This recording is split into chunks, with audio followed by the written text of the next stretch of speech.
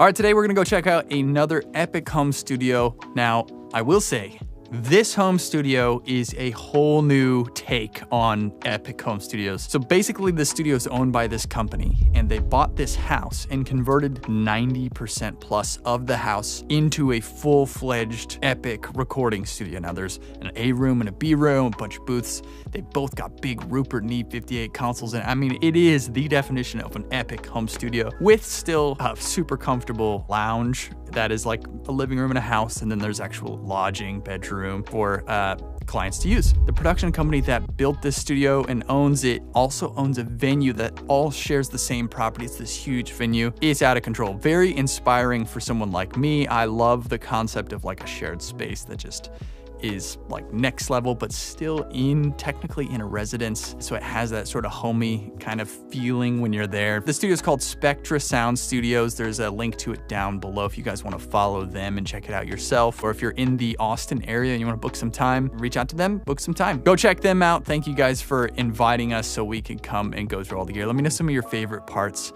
of this studio down in the comments. Hit the like button, subscribe, of course, and thank you to Sweetwater for sponsoring this video as well as all of the other studio tours. Sweetwater just sent me over this Telefunken TF51 large diaphragm tube condenser microphone, and I mean, it's Telefunken. This thing is super sweet. I've tried it so far on acoustic guitar and on vocals, and it is just buttery smooth. Sounds so good. So if you guys want to check out the mic yourself, there's a link to it down in the description. Thank you, Sweetwater, for sponsoring this video. Now let's go check out Spectra Sound Studios. I'm Charlie Kramsky, and this is Spectra Sound. Wow. This is our lounge, kind of kitchen hang area. This is so excessive and wonderful. Yeah, we like big bold colors and pretty craftsman look. I mean, the whole place was built by us. Everything you'll see is pretty craftsman the whole way. 2-room facility, 2 different control rooms, which we'll see as we walk through. Like, what is this? How did it start? So, Lightstream Media is a company that owns basically a venue next door. It's a 2,000 cap venue. And this house was on the property and it was the green room for the venue. And one thing led to another, and they were like, let's build a recording studio inside the house. So with the help of Monarch Builders and BAI Acoustics, we did some brains plus science and put together a studio. It's a cool hang, yeah. This big, you got like a little office kind of set up over here. People need to... Yeah, we've got, people need to work. It's sometimes employees are doing work. There's like another office that we have a video team. So there's like a video, it's a mess right now, but a couple people office out of here and do video work and... Dang. And other things like that. It just keeps going. It goes on forever. This is great, dude. In-house video production? Yeah, because we've got, we shoot shows and shoot in-studio content and have a whole bunch of content like that. So the band's clients can hang out here. You got a big old kitchen. Yeah, and this is dedicated to just studio. There's a green room still for the stage band. So this is studio hang over here. Yeah, it's designed really well, really pretty. You'll see there's like a bunch of hidden doors everywhere. Like this is a bookshelf that's got a hidden door to some offices this way. Oh, yes. So it goes on forever. Okay, so this is like an old garage conversion. Yep. So what's the story with the house as far as like the whole house is basically dedicated to the studio? So yeah, probably like 80% of the house is for the studio. And then there's a master bedroom, master bathroom, showers, big closet. That's a green room for the headliner next door. So when there's a show, they'll come over. That's their hang. They've got bathrooms and they can shower. And then there's one person that lives on site, also on the other wing of the house, that kind of looks over the place and keeps it residential. And yeah. That's great. Yeah. What's are these all your things on the wall here? These are a combination of me and Steve Shady. Steve Shady is an engineer here too that has the second room. So it's some of his records and some of my stuff. Steve's Willie Nelson's engineer. That's his thing that he's done for the past 25 years or so. Oh my gosh. Wow. This is our insane, many man-hours control room. Everything you see here was done by us. So all these acoustic panels, each of these were cut and stuffed and wrapped and stapled for hours and hours and hours. Preston from Monarch Builders was the guy that, gave us, you know, he's the one that wanted to do these individual boxes as opposed to just putting it flat and putting shapes on top of it. Yeah.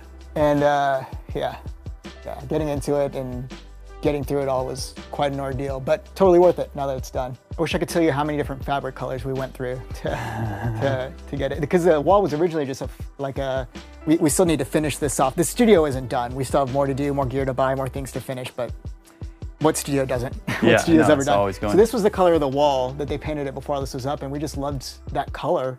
We're like, well, let's find a fabric that matches that in a way. And then, yeah, we love, you know, the whole wood thing, the wood vibe, so. Man, it's a cool color palette. Yeah, that's all Sarah, our marketing director, Sarah, just would come up with a color or an idea, and we're all like, oh, that's crazy, and then she was always right. Everything looks so good. It's rare that studio guys know how to pick this kind of stuff, you know? And like even this diffuser, I told Preston, you always see the same diffusers. Can we do something different? Yeah. So he's had this crazy idea for a diffuser, and we asked the acoustic designer, does it need to be the math, or can we just randomize it? And he green-lighted just make it random. And then you got this big, beautiful console here. Big, beautiful console. Oh my God. 32 channel, 5088. The Neve people are good friends with us. They're out in Wimberley, so they're about an hour away, and kind of known them forever. And yeah, seemed like a good choice. We, you know, would have loved. Yeah, pretty good choice. Yeah. I mean, you know, we were debating, like, I saw an old 8068 for sale. I used to work at Avatar in New York, and we had an 8068 that I just loved. And just thought about the maintenance on it. And there we had, you know, 3 full-time techs around the clock that could repair it. Now it's like, I want something that just works, so. Yeah, I mean, this, I don't know how many people watching this are familiar with the Rupert Neve stuff, but these Shelford channels, these are all Shelford channels, right? Yep. Are so good. I mean, it is, if you can just get like a stereo pair of them in a rack, you know, you're winning. Yeah. Getting a whole desk, meter bridge and everything. How's it been using it so far? It's great, love it. I came up on the large format console, so I love having faders and all that, and it's great. I mean, takes everything well and is big and just great. What is that, Artist Mix in the middle there? Yep. For Pro Tools and? Yep. Are you guys in Pro Tools, or are you guys doing like? Pro Tools, yeah. Cubase? Or? No, Pro Tools here. That's my comfort level. Fruity Loops? Yeah, I mean, to each their own, there's no right or wrong, but I just screw up the least in Pro Tools. I know it, and so that's just where my comfort level is. These are great speakers too, these ATCs. Which models are these? These are 12s, SCM 12s. They're running on a Bryston amp. I really just like a closed box. I think eventually we'll upgrade to a little bit bigger boys for the size of the room. These were just mine that, before I worked here, I was freelance, and I would just go to studios, and these were the easiest to take around town. Sure, yeah. And then paired it with a sub, kind of finishes out what these guys don't naturally have. So how do you guys like to use this thing? Is it all inputs, typically?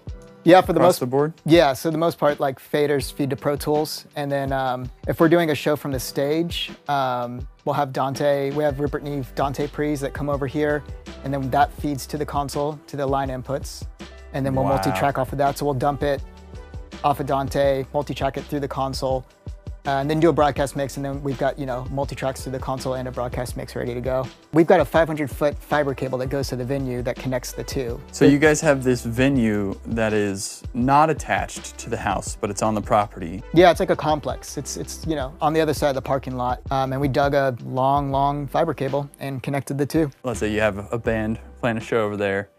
You can pull it all up in here and record like a molt of it? Yeah, so we'll take a split on the stage so it can still go to front of house. And then we've got out here these, they're just here now for climate control, but we'll roll these Rupert Neve Dante boxes over there. So we have 32 channels of pre's that sit side stage. And then you control it through an app here. Oh my God. Over Dante. So we'll control the gain staging. It's got high pass, phantom, all that, which we wouldn't use phantom for the split, but and so I control my own levels here, and then it feeds it. It goes Dante to a switcher that switches it to fiber. Fiber shoots it all the way over here, and then we take it back to Dante, goes into the Galaxy, dumps on the console. With the push of a button. This little Galaxy's cool. There's a preset that's studio mode and then venue mode. So I just saved a profile. So when I hit the second button, it just loads up and it's ready for the venue to feed me. They're great. I mean, there's so much comes in that little box. And so there's 2 studios here. So the other studio has the same thing. So if this studio is booked for a session, we can do the same thing in the other room. We can just take it right over there. And if both rooms are booked, then you just record it on a laptop and dump it on the console later. What was like the order of, because theoretically you would have had to have thought of that before you even really laid out the rooms, right? So we had network cable going everywhere already. And then what happened is we had a show at the venue that was Vanilla Ice. It was like an I Love the 90s thing. And they wanted to, Coolio was on the bill, but he passed away before it. So they wanted to multi-track and live stream. So we tried to figure out a way to do it. And we ran, a 500-foot analog snake all the way over and had a split here. And it went great. I mean, these pre's were quiet. It was great. And then we're like, all right, this was a cool thing. How do we offer this more often, but not have to buy a $20,000, $30,000 cable? And so these Rupert Neve pre's we have out here are over Dante. We had to bury one line and gives us everything we need. Now it's like when a band greenlights the multi-track, it's just a couple buttons and we take splits off the stage and we're ready to roll. But you guys already had like the rooms, like the building was for the most part already put together when you figured out the Dante thing? Oh yeah, that was definitely like, this is something we want to do, let's figure out how to do it. Yeah, but there was network, Brian had the foresight to put network cabling everywhere. So even when you're out there, there's Ethernet ports high, so if you want to do like a PZM cam or what is it, PTZ, I forget what they're called. Yeah, PTZ. And also over one of the other, I think there's 6 strands of fiber. And so basically we can shoot eventually ProRes 4K over there, send it over fiber and capture at a video room over here, not capture locally is the ultimate goal. So, and there's network ports everywhere. Like everywhere you look, there's network ports. How many channels are on this? 32? 32, yeah. Oh, that's amazing. But there's like, I think there's 80 lines. I mean, this is like, it's a rat, because we're not done cleaning things up yet, but all the audio lines come back here and it's a rat's nest right now because we're still getting through stuff. But I think there's 80 lines, like audio lines from the studio. Yeah. And then there's probably similar numbers up in the machine room of network lines. Sweet. Let's check out more the rest of the space. Yeah. All right. We got a nice booth here. This is a big booth. You could probably put a little kit in here. Yep, we've done it. The idea is that we wanted a place where we could put a live room kit, medium booth kit, and a small booth and get away with it. So this is, we refer to it as the vibe booth. Just because of this wallpaper, all soundboard, and this is all reclaimed wood, just to give it a little touch of, we love hidden doors, as I mentioned, so there's like, oh my God, look at that. Hidden closet. That's so cool. Yeah, just to store stuff, why not? I like how you went about building these little diffuser things too. Like this is a pretty simple all reclaimed. design. Yeah, it was all scrap wood. We're like, the way we usually operate is when something comes up, we get to the finish line because of it. So we had Fastball coming in and I'd worked with them forever. And I booked the days in advance thinking like, oh, we just need a booth. We can get it done. And we got to this point and then it was just like this black wall and we're like, let's just, dress it up a little bit with these vertical slats. Didn't really change. The thing that took the longest to do is, when we gutted the whole place and we were taping out the rooms, was finding like where every window was gonna go. So like, there's a lot of windows. If you stand here and look out, I'll move so you can slide in. If you look out these 3 windows here, each of them look into the booth where a player would be. So no matter where you are at all times, you can see everyone. It's definitely like focused on being a band tracking studio. Yeah, this is crazy. Booths fit everyone. People can see each other, so you can track ton of people. Like whatever you plan for your budget, you gotta like triple, quadruple estimate because you're like, we'll put windows in. And you're like, oh, well, we gotta do the double. Yes. And then we need them all cut to a specific size, and then we need space in between them, and well, let's put the fabric in there too. All that. And then there's a moment of like cleaning the window 1,000 times before you seal it, because if you seal it and there's a smudge in there, it's there forever. Yeah. We actually had a couple of our big windows out there that were too big and we had to take them to get cut down so that they'd fit. Oh my God. Yeah, all these doors, like, we had plans for different types of doors and then we came across these and, the framing actually was for a smaller door. So we reframed so that we could get these bigger doors in. So that was, every step of it's an ordeal, but it's always just, the juice was worth the squeeze. Having these doors for the price we got them for was totally worth it. So, and the big window and everything.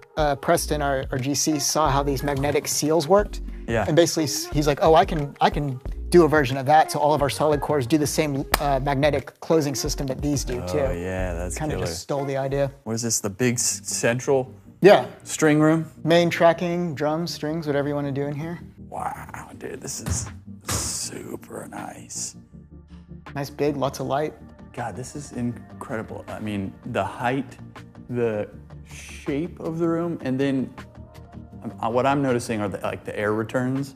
There's we haven't hooked it up yet, but it was built so that we have this carbon filtration system. So if someone wants to smoke whatever they want to smoke in the control room, it filters it and it flips the room's air in 30 seconds. So it's like a clean room essentially. Yeah. Eric that is nice. Eric's the ringleader of all this, and it was his. He got obsessed and he had this idea of like, you know, these clean rooms, and so he went down the deep dive of figuring out how to do it. So, and then these massive ducts. Yeah, I mean the air trickles in, but so it keeps everything nice and cool, and there's returns everywhere. What are these, like base trap kind of things that you've built? Just movable gobos. Movable gobos. These are cool shapes. Yeah, and so these ones are a little smaller, easier to move, and you can stack them so you can build like a little booth if you want, however you want to do it. Yeah, pretty effective.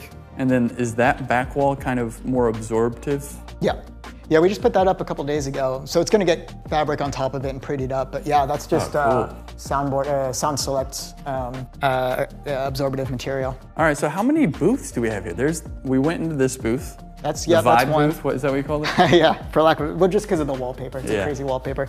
Yeah, so this is another. You know, there's pass-throughs for amps and everything like that, amps and instrument lines. But this is a little smaller booth. Look at this. You guys went all out. I mean, as someone who's built, you know, I've never hired someone to build stuff in my room. It's terrifying looking at all the work you've done. This is all us. My idea was that if you did a jazz record, you need a booth for upright bass, so this would be a big enough one for that. So the next booth's a little smaller, but but again, sightlines, if you come here, you can see straight down through that booth, through the hallway to the far booth. It looks like a black curtain, but if the drummer's in there, the bass player can see the drummer from right here. So this was the original flooring. We sanded it down, but Preston, the GC, had this crazy idea of like, let's leave the original floor. And then there was, you know, this was a wall. This was a whole other section of the house. And he just had this idea of like, let's put tile down and honeycomb it. And through construction, we didn't cover it. We left it. He said to everyone, just if something scuffs up the floor or drops and like, just leave it. It's part of the character. I mean, it's Craftsman. We built it. Just let it be what it is. And small little booth, some lines. Every booth and every panel has amp level that goes to the control room. So if you got a head, you can put an amp somewhere or the cab somewhere. And they all probably have like a bit of a different character to them. Yeah. Sound-wise. Yeah. I mean, these little ones, I just wanted to be as dead as possible. Yeah. I'll get the character in other rooms. I want isolation. Yeah. This is, you know, an unpretty closet, but eventually we'll put mics there and then we'll build a little shelf and like a guitar cab little thing. And so that when you close the store, it seals and you can have one more spot to put a cab if you need to. Upright piano.